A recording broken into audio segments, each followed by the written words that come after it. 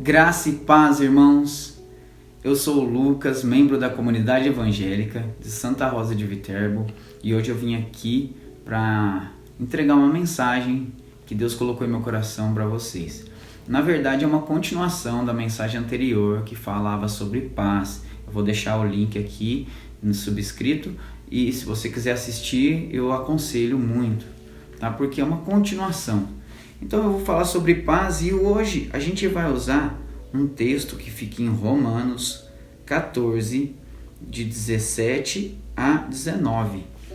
O texto fala assim, porque o reino de Deus não é comida nem bebida, mas justiça, paz e alegria no Espírito Santo.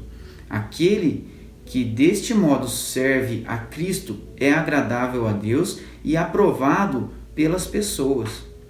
Assim, pois, sigamos as coisas que contribuem para a paz e também as que são para a edificação mútua.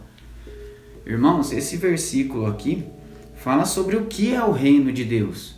E no começo a gente pode ver aqui, o reino de Deus não é comida nem bebida, mas ele é o quê? Ele é justiça, paz e alegria no Espírito Santo.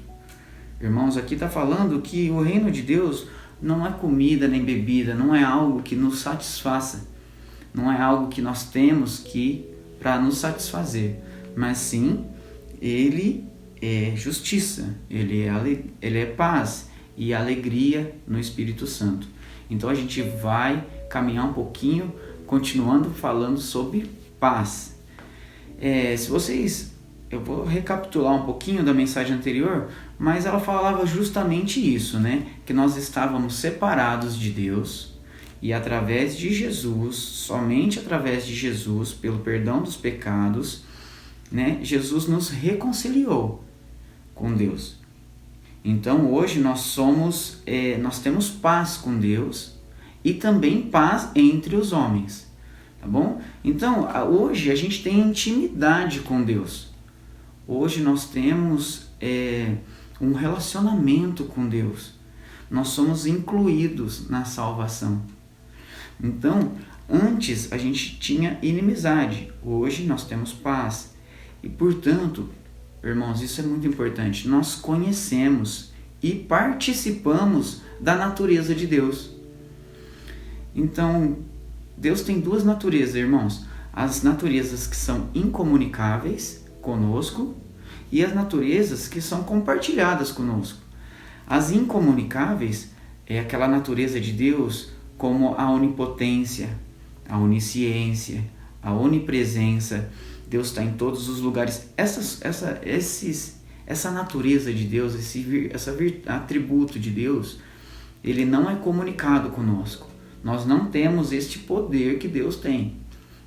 Mas existe uma natureza de Deus que é comunicável conosco. Por exemplo, Deus é justo. E através de Jesus, nós somos justos também. Podemos ser justos. Deus é amor. E através de Jesus, nós também amamos os irmãos com um amor genuíno. Nós também, Deus é paz, né? E aí cai na aula aqui. Deus é paz. Então, nós também somos paz. Nós somos participantes da natureza de Deus. Então, aqui o versículo fala que o reino de Deus, ele é paz, né? Ele é justiça, paz e alegria. Mas ele é paz. Então, a paz, irmãos, ela não é um sentimento proveniente de uma circunstância. Você não tem paz porque tudo está calmo na tua vida. Essa não é a paz que a gente está falando aqui. Essa é somente uma tranquilidade, tá? A paz, ela é uma condição. Eu sou a paz. Então, onde eu estiver, se depender de mim, ali vai ter paz, tá? E, irmãos, eu queria que a gente entendesse um detalhe aqui. O que é imaturidade e o que é maturidade? tá? O que é uma pessoa imatura? Uma pessoa imatura é aquela pessoa que não tem a consciência de que ela é coparticipante dessas virtudes. Então, por exemplo, ela ainda não tem essa percepção de que ela precisa ter essas virtudes. No caso, a paz, ela precisa ter a paz. Então ela faz o quê? Ela só desfruta dos benefícios de ser filho, mas ela não quer as responsabilidades de ser filho. Como o filho pródigo, né? O filho mais novo, que ele queria desfrutar dos benefícios do pai, da herança do pai, mas ele não queria a responsabilidade de cuidar, de ser dono e de fazer acontecer realmente no que já era do pai, que já era dele, na herança dele, né? Então, uma pessoa imatura é exatamente isso. Ela não tem a consciência de que ela é coparticipante. Agora, uma pessoa madura, ela tem a consciência, ela tem a responsabilidade e ela exerce o ministério da paz de Deus. Ela exerce, ela é paz. Então ela assume essa responsabilidade. Então, à medida que o Espírito Santo trabalha na nossa vida, mais do que desfrutar dos benefícios, a gente se responsabiliza. A gente assume a consciência de filho, né? E a gente assume as responsabilidades condizentes ao que é ser filho. Então, quando isso é desenvolvido, o Espírito Santo vai trabalhando nas nossas vidas e a gente vai assumindo, não, eu preciso ser a paz, eu preciso estabelecer a paz onde eu estiver, e não somente desfrutar da paz que que acontece devido ao seu filho. Irmãos, no versículo 19, assim, pois, sigamos as coisas que contribuem para a paz e também as que são para edificação mútua. Então a gente conhece a paz, irmãos. A gente desfruta do relacionamento com Deus. Nós sabemos o que é a paz, o que é ser a paz. Né? Jesus é o príncipe da paz. Ele é o príncipe porque ele está trazendo um reino. Né? Então ele está trazendo esse reino da paz.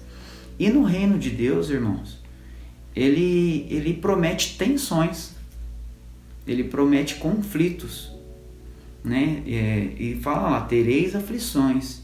Então no reino de Deus, por você fazer parte do reino de Deus, isso não te isenta dos problemas, das aflições, dos confrontos, enfrentamentos, dos desafios.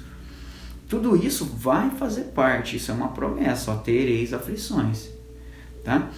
Mas todos esses conflitos, isso não representa rupturas, não representa separação, isso não representa amargura, né? Nós estaremos em paz, independentemente das relações tensas, das relações amigáveis, pacíficas. Independente de tudo, nós teremos paz. Irmãos, pacífico é diferente de ser passivo. Né? Passivo é você não se mover, é você ser como um cone que não reage, que não discute, que não coloca a tua posição.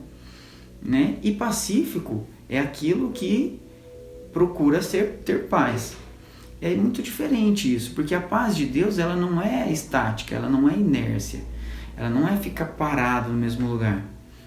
Não é um padrão de comportamento, você não tem que se comportar dessa forma para ser paz. Não, a paz de Deus, irmãos, ela é um padrão relacional. Então, assim, a gente expõe a nossa consciência, a gente expõe o que é certo, o que é errado, mas tendo sempre em mente o relacionamento, né? A consciência de que aquele relacionamento ele não vai ser quebrado, independentemente das circunstâncias. Então é uma convicção tal que as pessoas não se perturbam, que elas não se confundem, elas não ficam confusas. Então, independente da opinião de tal pessoa sobre mim ou sobre algo, eu não vou me perturbar, eu não vou me confundir com relação ao que é ter paz e o que é ter decisões e opiniões diferentes, tá? Então, ter paz é relacional, é entrar no relacionamento sabendo que se depender de você, esse relacionamento vai ser saudável e vai ser construtivo. Paz é uma virtude a ser desenvolvida. É muito difícil, né, irmãos, a gente ter paz independentemente das circunstâncias. Mas isso é um desenvolvimento. O Espírito Santo vai trabalhando dentro de nós e assim a gente vai construindo esta paz, deixando ela cada vez mais sólida. E Jesus, irmãos, vamos pensar em Jesus aqui agora. Jesus procurava paz. Ele ia em lugares para ter paz? Não, irmãos. Jesus, ele era a paz independentemente de onde ele fosse. Onde ele estava, ali tinha paz. Ele era até o contrário, né, irmãos? Teve narrativas na Bíblia que falava que Jesus, ao invés de passar longe de Samaria para evitar o relacionamento conflituoso, um desafio no relacionamento, ele preferiu passar por Samaria, porque ele estava em paz com ele. Então, independente se ele fosse buscar, por onde ele fosse, ele ia tratar o relacionamento em paz. Jesus não procurava a paz em lugares estáticos e estéticos, né? Não eram lugares calmos e bonitos para ter paz. Ao contrário, irmãos, Jesus procurava na dinâmica dos processos, dos relacionamentos, dos confrontos, dos enfrentamentos. É ali que ele procurava ter a paz. Vamos pensar assim, Jesus, ele ia para o Jardim das Oliveiras para ter paz, para orar. E, irmãos, vocês sabem como que era o Jardim das Oliveiras? Fazendo uma pesquisa, o Jardim das Oliveiras era um lagar. Lagar, irmãos, é aquele lugar onde eles colhiam as azeitonas, esmagavam ela para produzir o azeite. Isso é um lagar. E o Jardim das Oliveiras era um lagar. Então, Jesus, ele ia para um lugar onde a integridade física era esmagada para que a expressão, para produzir uma expressão espiritual. Olha que profundo, irmãos. Então, o Jardim das Oliveiras, onde Jesus tinha paz, não era um lugar assim parado, com flores, belo, para ser admirado. Era um lugar de propósito, era um lugar onde as azeitonas eram esmagadas para produzir o azeite. Então, era um jardim de propósito e não um jardim de contemplação. A gente não tem que ter paz onde existe calmaria, onde existe beleza. A gente precisa ter paz nos propósitos, nos conflitos, nos enfrentamentos. Para finalizar, eu queria deixar uma reflexão para vocês. É um desafio para a gente refletir. A gente pensa no problema e busca a solução na palavra, na Bíblia, ou a gente medita na Bíblia e enfrenta o problema, seja ele qual for. Como que você pensa essa situação?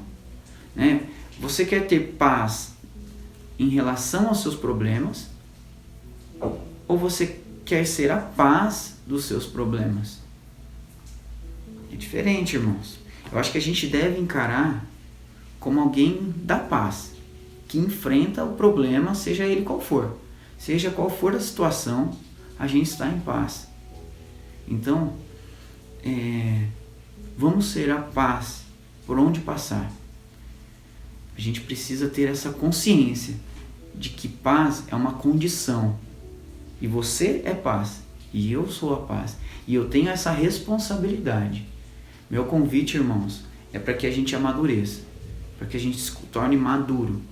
E não fique somente usufruindo dos benefícios de ser cristão, dos benefícios da paz, mas a gente assuma a responsabilidade de criar a paz, de ser a paz por onde andar. Eu queria fazer uma oração com vocês, convido a vocês a fecharem os olhos. Pai, muito obrigado, Senhor, por este momento, obrigado, Senhor, pela Tua palavra, Pai. Obrigado, Espírito Santo, por ter revelado, Senhor, a nós, Senhor Deus, a Tua palavra, ó Pai, a Tua vontade. Em nome de Jesus, Pai, que possamos amadurecer, Senhor Deus, e assumir a responsabilidade de filho, Pai, promovendo paz por onde andarmos, Senhor Deus. Que a paz, Senhor, não seja somente um sentimento passageiro, Pai, mas que seja uma convicção, Pai, que seja, Senhor Deus, um modo de pensar, uma condição da nossa vida. Em nome de Jesus, Pai. Obrigado. Amém. Irmãos, fiquem com Deus. Um grande abraço. Tchau.